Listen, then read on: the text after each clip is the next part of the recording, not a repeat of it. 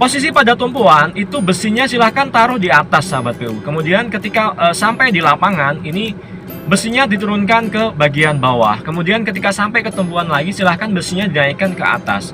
Seperti itu sahabat PU ya. Contohnya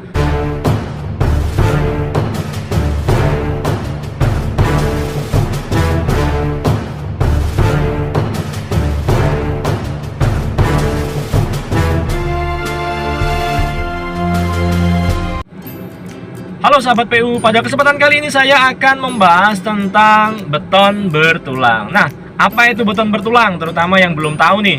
Jadi biar nggak sering salah sebut jika di kolom komentar yang pada konten saya sebelum-sebelumnya itu sering salah kaprah dalam penyebutan beton bertulang. Ayolah kita simak bersama-sama.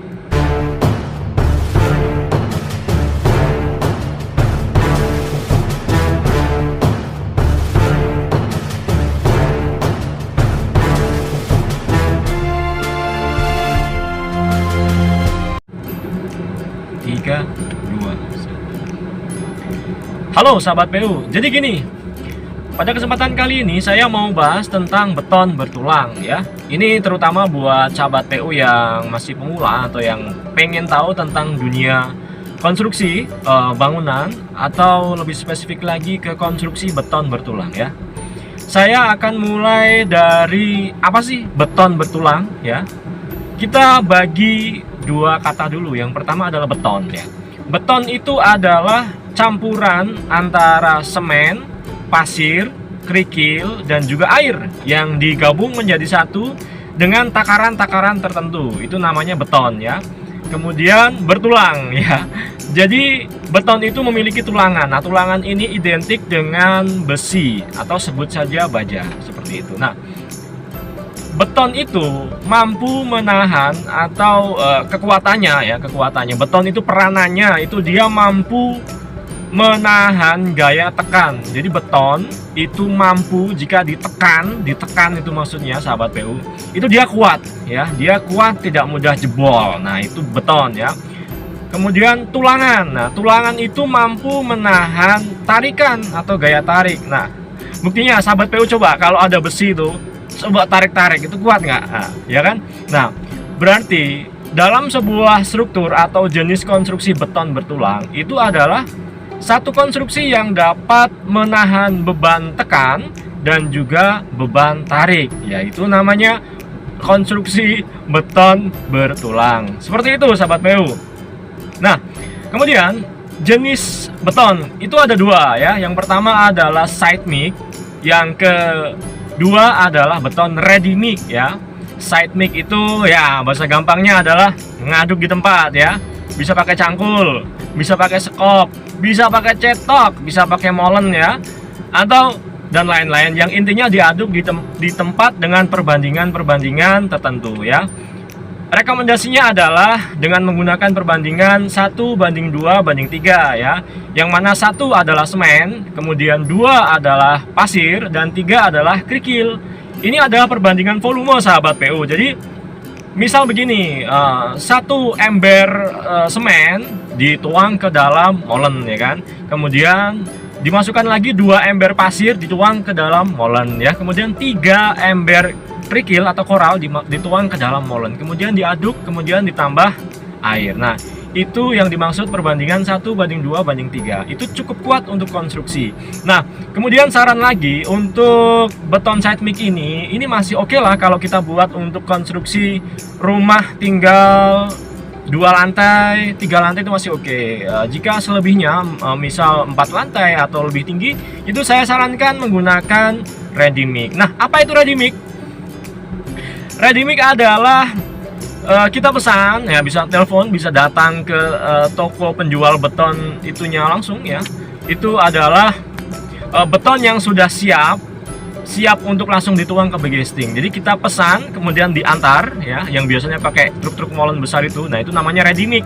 Jadi betonnya sudah ready mix berarti ready, sudah diaduk, sudah siap langsung dituang ke bagesting. Jadi di lapangan cukup mempersiapkan bagestingnya saja. Kemudian setelah itu kita pesan ready mix-nya, kemudian si truk-truk molen itu datang, kemudian langsung dituang Di bangunan-bangunan gedung bertingkat itu sangat baik sekali menggunakan ready mix ini. Apabila sahabat PU ya anggarannya cukup pun bangun rumah 1-2 lantai pakai ready mix ini tentu lebih bagus seperti itu. Nah, kemudian konstruksi beton bertulang itu kita ibaratkan atau kita sedang membangun rumah 2 lantai katakanlah ya. Yang paling bawah ada yang namanya footplat. Jadi orang-orang kita mengenalnya dengan cakar ayam ya. Footplat itu juga isinya beton bertulang. Nah, kemudian ada slope. Slope itu yang paling bawah, di atasnya footplat atau di atasnya cakar ayam itu ada slope yang arahnya horizontal mengelilingi bangunan. Nah, slope ini bertujuan untuk mengikat antar kolom ya, dan juga menahan beban dinding di atasnya. Kemudian untuk meratakan beban yang diterima oleh pondasi ya. Jadi beban yang disalurkan oleh kolom kemudian diratakan oleh slope, kemudian menuju ke pondasi dan disalurkan ke dalam tanah seperti itu. Kemudian kolom, saya akan menjelaskan lebih banyak tentang struktur kolom ini ya. Jadi kolom itu yang peranannya paling penting ya di struktur beton bertulang itu adalah betonnya sahabat PU ya. Jadi sahabat PU silakan perhatikan campuran betonnya, terutama jika menggunakan campuran beton side mix itu pada konstruksi kolom itu betonnya harus benar-benar bagus, karena pada struktur kolom itu yang bekerja keras itu adalah betonnya ya, karena ditekan dari atas, dapat beban dari atas ya, itu dia menyalur ke kolom. Nah, kemudian kolom itu sangat mendapatkan beban dari atas yang menekan kolom bertulang tersebut ya. Jadi besinya pun juga penting karena untuk mengikat beton tersebut supaya tidak crack atau tidak meledak seperti itu sahabat PU, terutama bagel-bagelnya ya. Jadi pada struktur kolom itu yang peranannya penting adalah betonnya ya, yang diikat oleh tulangan yang ada di dalamnya, kemudian dibungkus oleh bagel. Nah, bagel-bagelnya di kolom itu penting sekali sahabat PU ya. Kemudian kita masuk ke bagian balok. Nah, sedangkan pada balok ini yang peranannya penting adalah posisi tulangannya. Karena pada struktur balok itu yang bekerja keras itu adalah besinya, karena besinya menahan beban tarik yang diakibatkan oleh beban di atasnya, beban plat lantai dan beban-beban yang lain seperti itu. Nah, pada posisi balok ini sahabat PU silahkan perhatikan pada posisi di tumpuan dan di lapangan. Maksudnya tumpuan itu yang dekat sama kolom sahabat PU, yang di lapangan itu adalah bagian tengah dari bentangan balok yang sedang kita bahas ini.